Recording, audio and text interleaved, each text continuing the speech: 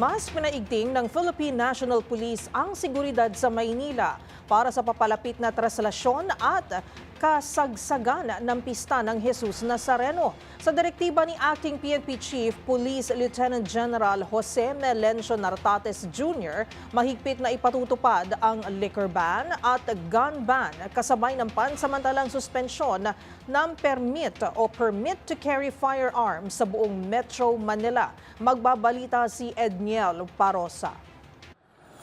Ipinag-utos si Acting Philippine National Police Chief, Police Lieutenant General Jose Melencio Nartates Jr. ang mahigpit na pagpapatupad ng liquor ban at gun ban sa traslasyon at buong kasagsagan ng pista ng Jesus Nazareno sa lungsod ng Maynila. Kasunod ito ng rekomendasyon ng NCRPO hinggil sa suspensyon ng permit to carry firearms outside of residence sa buong Metro Manila mula Enero 8 hanggang Enero 10. Ayon kay Nartates, kabilang sa kanilang ipagbabawal ay ang paggamit ng paputok at iba pang pyrotechnic device sa Maynila, bagay na naobserbahang ginagawa ng ibang deboto. Patuloy umano ang ugnayan ng PNP sa Manila City Government, lalo't aminado si Nartates na complex o komplikado ang security environment kapag traslasyon na inaasahang dadagsain ng milyong Katoliko. This event gathers millions of devotees and with it comes a complex security environment that requires careful planning and full coordination. Let me be clear, there will be no let-up in our security preparations.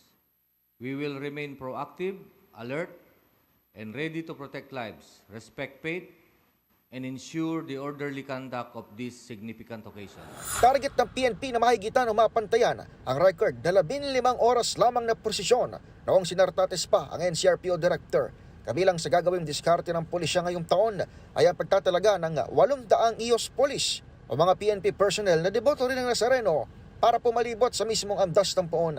Bahagi sila ng higit sa 18,000 tauhan ng PNP at augmentation na magbabanda sa seguridad ng kapistahan simula ngayong araw. Para sa MBC TV Network News, ako si Edniel Parosa na DZRH, una sa Pilipinas, una sa Pilipino.